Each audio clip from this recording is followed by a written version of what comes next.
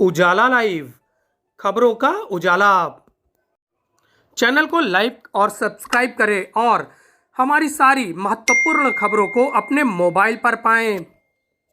हनुमान जयंती पर विश्व प्रसिद्ध लेटे हुए हनुमान जी का दर्शन करिए सिर्फ उजाला लाइव पर। लेटे हुए हनुमान मंदिर का भव्य और दिव्य श्रृंगार किया गया। सबसे पहले महाबली की महागंगा जल से अभिषेक किया गया। अभिषेक करने के बाद महंत बलबीर गिरी ने उनका श्रृंगार किया। इस श्रृंगार में 5 घंटों का वक्त लगा। 5 घंटे के श्रृंगार के बाद महाबली के दर्शन को लिए उमड़ी भीड़।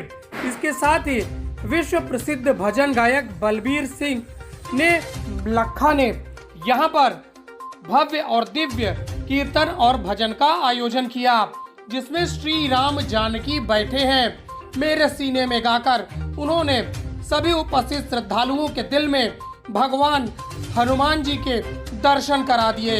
इसके साथ ही दर्शन करने के लिए वीआईपी लोगों में तांता लगा रहा। महाबली का आशीर्वाद और दर्शन प्राप्त करने के लिए घंटों लोगों ने लाइन लगाई। इसके साथ ही घर बैठे उजाला लाइव दिव्य और भव्य नजारे को आपको दिखा रहा है। वीआईपी दर्शन के पश्चात सांसद रीता बहुगुणा जोशी ने भी महाबली के चरणों में अपना मत्था टेका और सभी को हनुमान जयंती की शुभकामनाएं दी। इसके साथ ही अन्य मंदिरों में श्रृंगार पूजन और भजन का आयोजन किया गया। सुबह संगम नगरी में प्रभात फेरी निकाली गई। हनुमान जी अपने मंदिर से निकलकर त्रिपोलिया होते हुए बहादुरगंज, जॉनसनगंज चौक, लीडर रोड होते हुए सभी को दर्शन देने के पश्चात अपने मंदिर त्रिपोलिया में पहुंचे और वहां पर उनका भव्य और दिव्य श्रृंगार किया गया।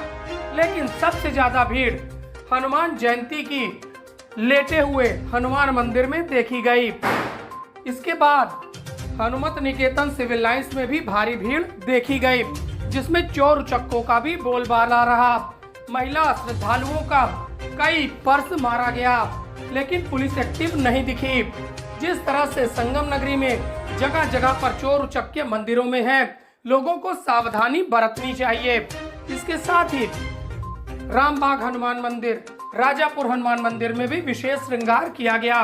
भजन गायक मनोज गुप्ता ने भजनों से सबका मनमोहा और दिल में हनुमान जी के प्रति श्रद्धा और विश्वास का बीज भी बोया है।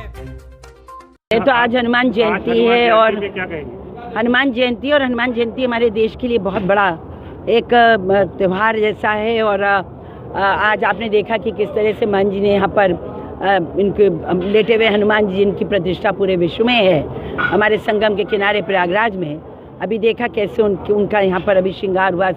उनको पूरी अच्छी तरह से नहलाया गया। उनका पूरा उनकी जयंती के वक्त समय पर सभी श्रद्धालु यहाँ पर एकत्रित हुए हैं।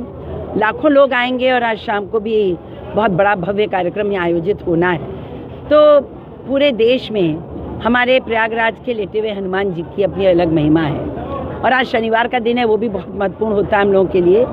और साथ ही साथ कल दीपावली भी है।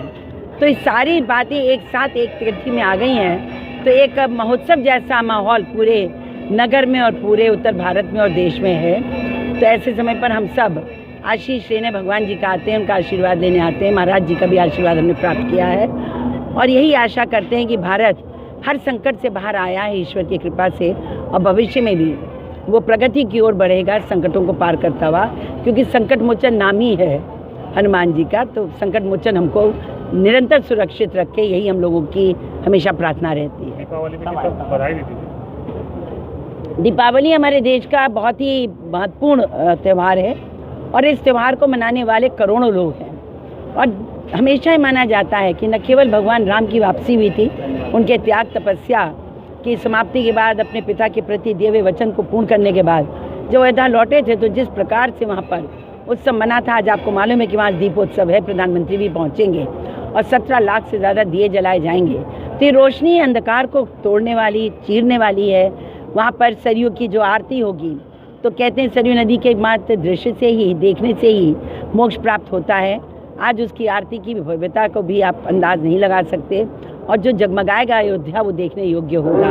तो अयोध्या की जो दीपोत्सव है वो विश्व विख्यात हो चुकी है। भगवान राम हमारे आराध्य हैं। राम मंदिर बहुत तेज़ी से बन रहा है और मुझे पूर्ण विश्वास है कि हमारे जो संस्कृति है, वो धरोहरें हैं, वह इसी तरह विकसित होती रहेंगी। मैं सबको अपनी ओर से दीपावली की हार्दिक शुभकामनाएं देती हूँ।